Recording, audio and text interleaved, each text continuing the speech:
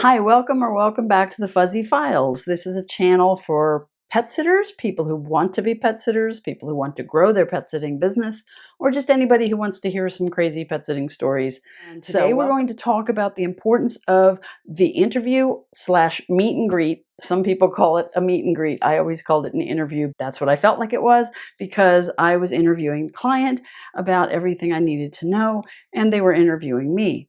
These days, things are a little less personal in some ways because when someone goes to a meet and greet, it's often an employee of a company that is the one that's most likely to show up to take care of the pets. These companies don't even always agree that that person will always be the one coming. So there are pluses and minuses there because if something happens to that sitter or they can't work, then they do have someone to come and fill in, which can be difficult if you're a one-person service. But we will talk about both of these different models as far as the meet and greet goes. So if you are a one-person service, much like I was, and you're doing things old school, you would want to have a contract written, hopefully typed up nicely, and have a lot of questions on that contract that you would get answers to at the meet and greet. Now, the larger companies, they would ask you to fill out all the pertinent information online. But one of the problems with that is a lot of times they don't have an appropriate field for something you want to tell them, but usually they do have just a blank field that you can fill in with additional information. Either way, you need to gather as much information as possible from the client. And a lot of people think, well, I'll just send that pet sitter out and they can meet the client and meet the pets so that they all feel comfortable and 5 minutes in and out and then it's done. But there's a lot more to a meet and greet or interview than you would think. And I think it's important, no matter whether you're an employee for a company or you're doing this on your own, it's very important that you interact well with the customer and with their pets. The first thing you want to do is remember that you're a professional and that when you arrive on time or maybe a few minutes early, that you look okay. Your hair's not all over the place. You don't have dirty dog paws all over your clothes. You want to be presentable. Just keep that in mind because you're going to an interview and you're supposed to be a professional. They don't expect you to be wearing a suit because you're going to be walking dogs, but try to look decent. After you get there, shake the client's hand and immediately ask about the pets. If the dog is right there at the door, say, oh, this must be so-and-so, if they've told you about their dog and the dog's name. If they have more than one, say, oh, is this so-and-so, or who is this? Ascertain quickly if it's a male or female. So if you refer to that pet, you get the sex right, because some people are very funny about it if you get it wrong. So be sure to keep that in mind. Once you're inside, once you've interacted, you don't want to force your attention on anybody's pet because you don't know them. But hold your hand out, let them sniff your hand, pet them if they let you, speak to them in a nice high voice, the way you would with your own pet. And if they have, say, cats that are not at the door, they're hiding under the bed, ask if you can see them, and then ask, how do they like to be approached? Are they friendly? Are they scared? Can I look under the bed? Will that frighten them? You do want to lay eyes on them so you have an idea about what they look like. So the most important thing is just to have some engagement with the client and the pets first, then start asking questions. You may have everything already answered in your software program, but just ask them if they could just give you a tour of the house, show you where the pets might be, if they're hiding, where they would be, what kind of food are they eating, where is the food kept, how much do they get.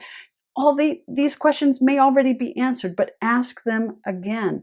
And you might find that the client volunteers information that they forgot to put on the form online. So it's important to really think about all the questions that should be asked. And one of the things I made sure I did was I asked the pets' names, their age, their breed, how long they've had them, do they know their full medical history, do they have any previous illnesses or injuries that you should be aware of? Who is the vet? Can they sign a form giving you permission to take the pet to the vet if the pet becomes ill? And will they sign something authorizing a certain amount on a credit card with the vet? They don't have to give you the credit card number, although if they're in Time to Pet, you're going to have it anyway. I say Time to Pet, just any software system, but that's one of them. Usually their credit card will be on file. Just be sure there's an amount authorized in case they can't be reached if there's an emergency and you have to take their pet to the vet. Make sure you ask where they keep their carriers, their leashes, where are the food bowls and the water bowls and the litter boxes, and where are the scoops for the litter boxes, and where do you put the litter trash? Where do you put the dog poop trash? Do you just dump that in a local park, doggy depot stations, or do you bring it back to the house and put it in their garbage? There are questions you really need to think about asking, because you don't want to be in a situation where you're like, oh, I guess I'll just leave this bag of dog poop in front of the garage. You want to make sure you dispose of that properly, and you want to ask things that they would not expect you to ask, such as, where is the main water cutoff valve? Because if you walk into their house and there is a broken pipe, the water is flooding the basement, you need to know how to turn it off quickly. Don't think that this isn't important, because this happened to me. As Murphy's Law says, anything that can go wrong will go wrong. So think about that. When you are filling out those initial contracts, that's when you need to gather the most information that you're going to gather about these people and their pets, because this is vital information you need to have in the event that something does happen. You want to know how to reach them. If they can't be reached, who's a trustworthy emergency contact who can authorize somebody who can come over and help if there's a problem with the house, like the heat goes off in the winter or the air conditioning goes off in the summer and that sort of thing. I mean, sometimes as a pet sitter, you may be called into duty that you're not expecting to do, like waiting for a service person to come to let them into the house so they can do some work or something. It's unlikely, but it can happen. So make sure when you do your contracts that you have all the vital information. Ask if those pets are microchipped, and if they can leave the microchip information on the kitchen counter for you, so that if something, God forbid, the cat gets out, the dog gets out, you can't find them. You want that information, and you need to know how to post information for lost pets if anything should happen. We really don't want that to happen. You want to anticipate all potential problems. Make sure you're prepared, though, because things can happen no matter how well you planned for them not to. What else? You need to have conditions of service. This is extremely important, and I had this for years, and it's basically the agreement. And whether it's online or you have them sign when you're there, you should have all of your terms, your cancellation policy, your policy on, whether or not you will pet sit if other people are in the house. What if you need to go buy supplies that they ran out of? Do you have a shopping fee? What is your policy if they return home early as far as refunds? What is your policy on cancellation, holidays, things like that? And you have them agree to that.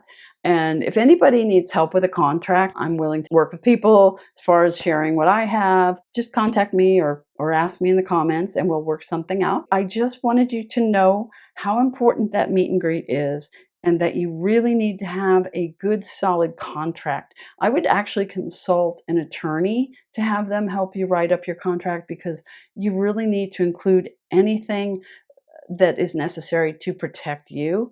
And you also need to let the clients know what the parameters are as far as your service, that you're not just the person up the street who's doing this and there aren't any rules or regulations and that they can call you at any hours or whatever. You need to have boundaries, but that starts with having a professional contract, a professional meet and greet, and understanding all of the things that could go wrong and may go wrong. Just be prepared for all that. And I hope this was helpful. I will go into things with the contract at another time, but if you have any questions or comments, I really appreciate it. And if you haven't yet, please like and subscribe. It really will help me out to continue doing this. Thank you so much. Take care of yourselves and all of your fuzzy buddies. Bye-bye.